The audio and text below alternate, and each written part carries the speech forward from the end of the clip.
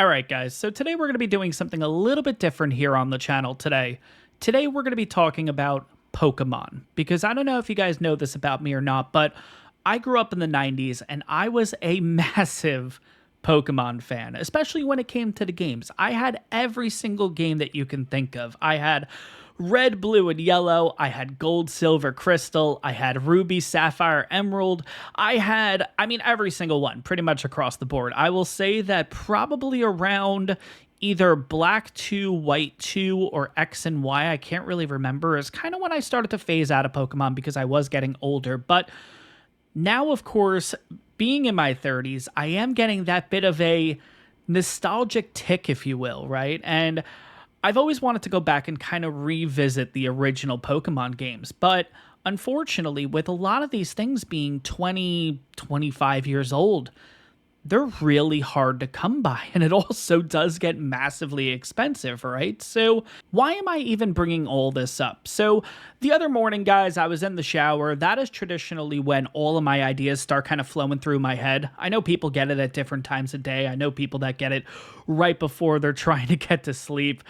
Some people get it when they're having their morning cup of coffee. Maybe you go on a walk, and that's when the ideas start flowing. But for me personally, that is always at about 6 to 6:15 in the morning when I'm just waking up and jumping in the shower. That's when my mind is just rapid firing with ideas, right? And this thought kind of got in my head. And before making this video, I wanted to do the research to see, does my thought kind of back it up? And I do think it does. And I kind of want to explain it to you guys. So I looked up the best-selling Pokemon games, and I also kind of compared it to the most fan-favorited games out of the group, right? Now, most fan-favorited games, crazy enough, are Heart Gold, Soul Silver. I think we can all agree those games were absolutely incredible, honestly.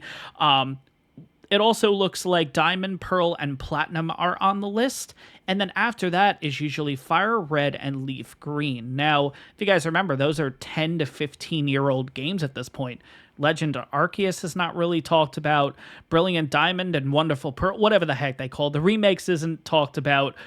None of the newer games are traditionally talked about when it comes to the fan favorites. Now, of course, the newer games do tend to sell pretty well, being Scarlet and Violet, I think, is the newest one. That is the 5th highest best-selling Pokemon game.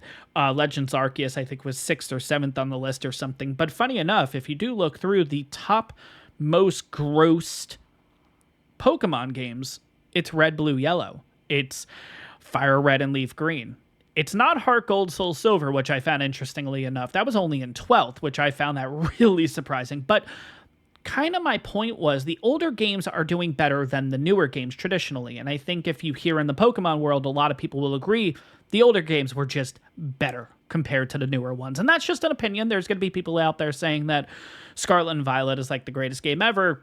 You know, you're entitled to your opinion, but I don't know about you guys, and again, it's not like I'm keeping my ear that close to the Pokemon games, but it seems like throughout these more recent years that the Pokemon games have started to have more and more and more and more issues, whether it's bugs, whether it's glitches in the game, whether it's this, whether it's that. We never really had that in the old days. I mean, the old days, it was Mazingo. That was pretty much it, right? We never really had any other issues unless you used the Game Shark or something like that to really mess up the game. That was the only way you could break the game, honestly. But here's kind of my question. If the Pokemon games are not selling and are not as popular, going ahead and making a whole new game, with the brand new Nintendo Switch 2 coming out, what is preventing the Pokemon Company to coming out and just simply saying, hey guys, we're not giving you a new generation. Instead, we are going to go back and we are literally going to give you a one-to-one, not even a remake. Literally, if they took Red, Blue, and Yellow and just made it compatible onto the Switch 2. Is that possible is kind of my question, because, I mean, just looking at it at a financial standpoint, I mean, the amount of money that could be made on this. I mean, think about it, guys. Most of the generations of Pokemon are not currently available on the Switch. Think about how many games that is.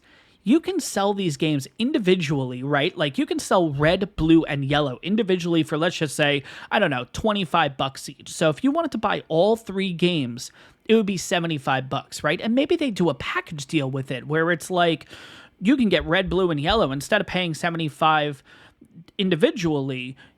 You can pay $65 and get it as a package. And the cool thing is, it's not a cartridge. It's all digitally done. You know what I mean? You just throw this up on the Nintendo shop and people just buy it, download it, and call it a day. And you can do this with every single generation, and just kind of seeing the money flowing through my head with this. I mean, you have gold, silver, crystal. You could do that as a package, or you could buy them individually because maybe there's some people that didn't like silver and they only like gold. And, you know, so you're giving everybody the option. And I don't know, this just seems so glaringly obvious to me. And clearly, logistically, there's something that's wrong here, because the amount of money that could be made from just a one-to-one port just seems absolutely astronomical. And why wouldn't you even consider the idea in doing so?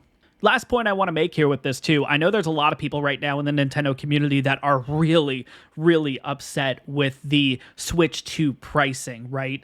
I think it's going to be priced at pretty much what the Xbox Series X is, or even the PS5 is priced at, which to me, looking outside in, I'm like, yeah, unfortunately, that's the price of a console now, but I can completely understand the frustration. But I think in order to do this, you need to be able to tell people, hey, listen, maybe you make this Switch 2 exclusive. You can't get on the Switch. So it does get people over the hump of, okay, I have to put down about, let's just say $500 for this, but I can buy all the generation of Pokemon games, and I can literally have all 10 generations or whatever there is at this point on one console. And I think that right there is the absolute moneymaker on this brand new product. Let me know in the comments below what you think about this. If you guys have a legitimate answer, I would love to know, because that is really why I'm making this video. But guys, that is going to wrap up this video. I hope you guys enjoyed this one. Please let me know in the comments what you guys think about this situation. I'm really curious, and I would love to hear your answers. But that is going to wrap this one up, guys. I hope you guys enjoyed it, and I'll see you all in the next one.